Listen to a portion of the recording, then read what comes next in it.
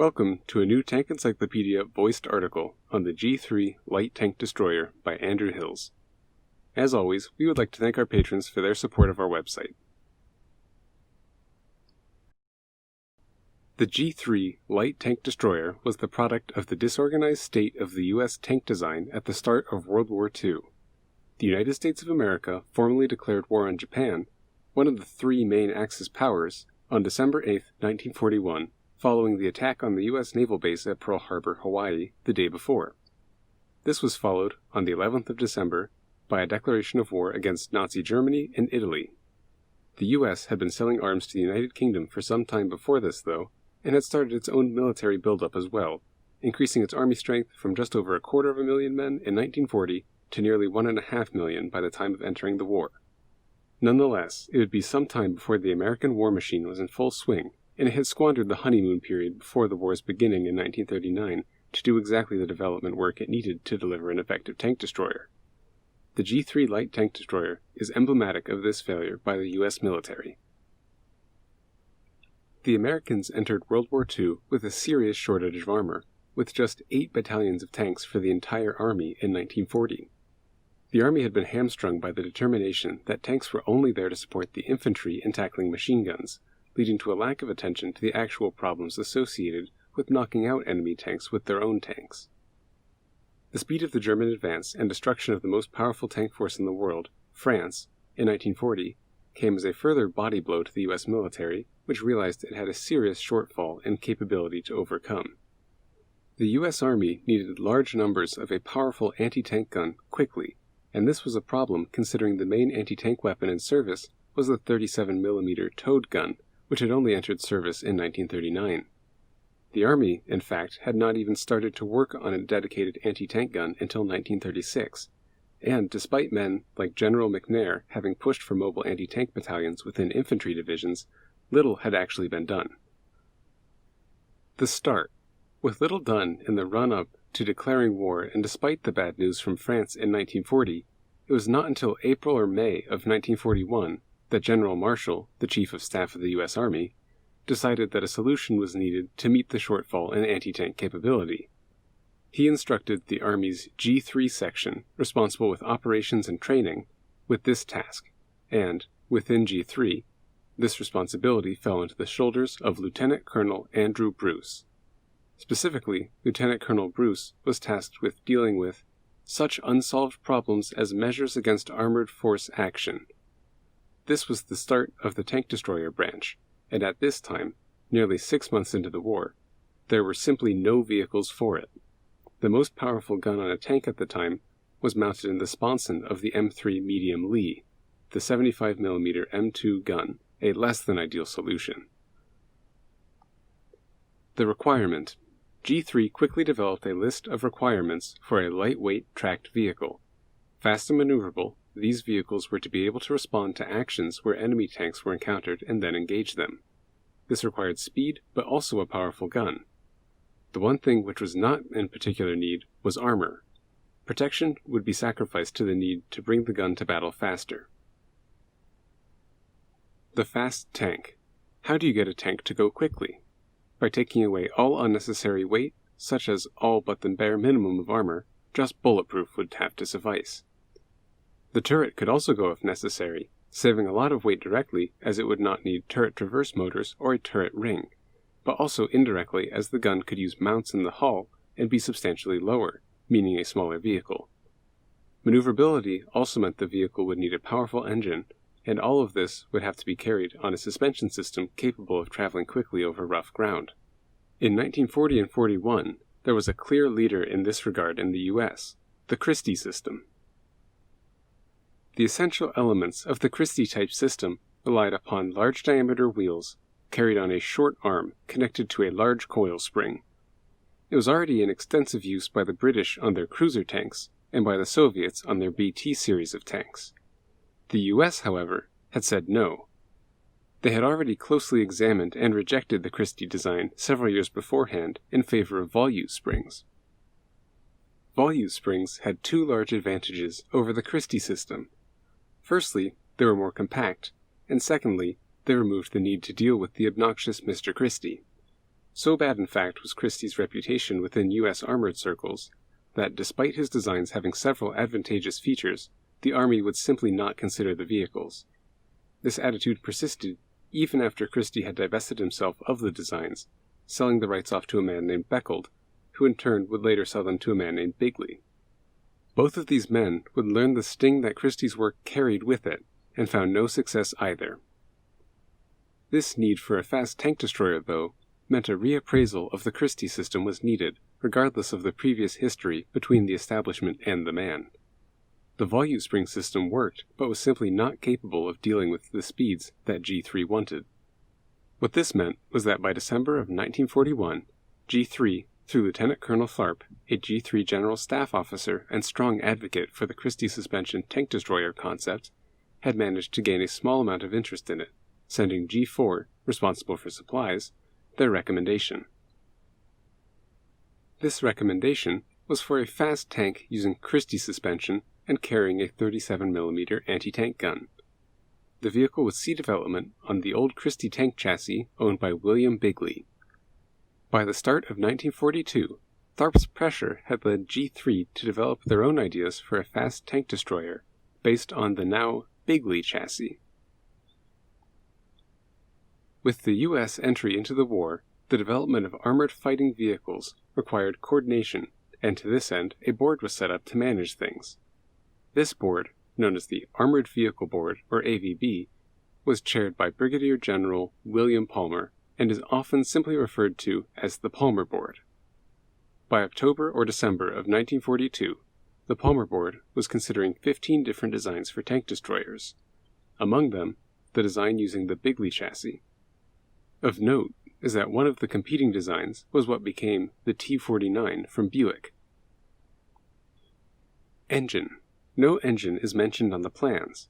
It may be assumed that the engine inside was the same one that had been originally used in the Christie design, the 750 horsepower Hispano-Suiza V12. With this engine, the tank could, in theory, manage up to 60 miles per hour, fully laden on a good road, although this would be lower off-road and also a dangerous and impractical speed to consider the norm. Nonetheless, the speed of the Christie design was undeniable and would likely be reflected within the thinking behind this G-3 concept. Armament. The initial recommendation was to use the standard Army 37mm anti-tank gun, but by the time the development work had begun on the Bigley chassis, the move towards a bigger gun was already underway. By way of illustration, one of the rival designs, which went through a series of substantial changes, ended up as the T-42. Even that vehicle did not meet the requirements and was then redesigned once more and redesignated as T-49 by April of 1942. When it did so, it was being considered for it to mount an American-made British 57mm gun, a 6-pounder, instead of the original 37mm gun considered suitable for anti-tank warfare at the start of the process. The design was followed in July of 1942 by the selection of an American 75mm gun instead for the T-49, ready for assessment in October or December of that year. The T-49 was later redesignated as T-67. As a turreted vehicle, the T-42, mounting a 6-pounder or 75mm gun, was substantially more effective than the 37mm proposed on the Bigley chassis, and the result was obvious. The Bigley idea was shelved, and the only remaining drawing of the vehicle concept clearly shows it with a small-caliber gun. Whether the armament planned for the T-42 was being mirrored by ideas to uparm the Bigley to match it is simply not known. If it was not changed, then it can be speculated that the Bigley tank destroyer idea was dead sometime in the middle of 1942, when there was a switch to the British 6-pounder. Indeed, this would match with the death of the parallel idea, that of using the Christie suspension taken from the combat car T-4 to re-equip the T-9 light tank chassis during the development of the 37mm armed GMC T-42 in April of 1942. That, in turn, had led to an unsuccessful Christie trailing arm suspension concept for the first pilot model T-49, although that too was dead by October, along with a myriad of other proposals to fill this fast tank destroyer role. Even if heavier armament options had been considered for this G-3 concept, all hope for the Bigley was definitely over by the end of 1942, with the approval of the far more capable T-49 platform. And, if any doubt had remained, the selection of a 75mm gun as the weapon of choice in January of 1943 for the project put the final nail in the coffin. Name confusion. With all the talk of Christie, Beckel, G-3, and Bigley, it is understandable how hard it is to keep track of what the actual name of the vehicle was. If that is not hard enough, the book Steel Sides Christie by Walter Christie's son, J. Edward Christie, makes the matter worse.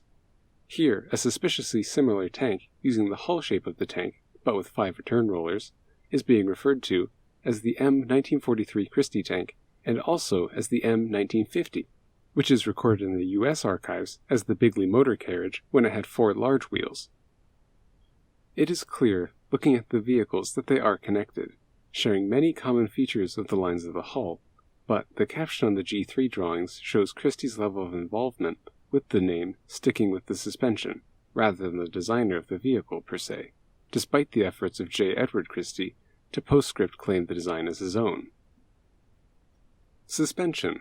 A real question mark, though, has to be considered as to what the final G3 proposal was even to look like. Clearly, the suspension is the same type of angled Christie units with a wheel and an arm controlled by an angled cylinder with a spring. Undoubtedly, this was a very good suspension system, but this was not without its faults either. Primarily, the problem with this suspension was that the springs took up valuable width in the interior. 4 of the wheels, each relatively small, were on these arms, and a 5th wheel, at the back, was attached in the reverse position to the same axis as the drive sprocket. On top of this was a second balanced arm connected to the rearmost return roller, which also served to feed the track at the correct angle to the drive sprocket while simultaneously pushing up on the track to keep it tight. One additional note on the return rollers is that the leadmost roller is also drawn as it was meant to be able to move. There is no springing or return arrangement for it to move back into its original position, but a sprung return roller would assist in keeping the track tight. The mechanism by which it was to do this, however, is not clear. The sprocket, too, was a Christie design leftover. This was not the normal kind of tank sprocket, with a toothed wheel pulling a track around via gaps in the end connector of the track plates. This was actually patented by Christie in January of 1937, in conjunction with Moore's Commercial Cars of Birmingham, England, and used a series of rollers mounted on a sprocket. These would draw the tracks by means of the central guides on the track plates, and also move with them as the track is drawn over them to reduce wear. A further arm was fitted to the front of the tank and appears to be connected to a short arm connected to a central pivot about which the arm could rotate.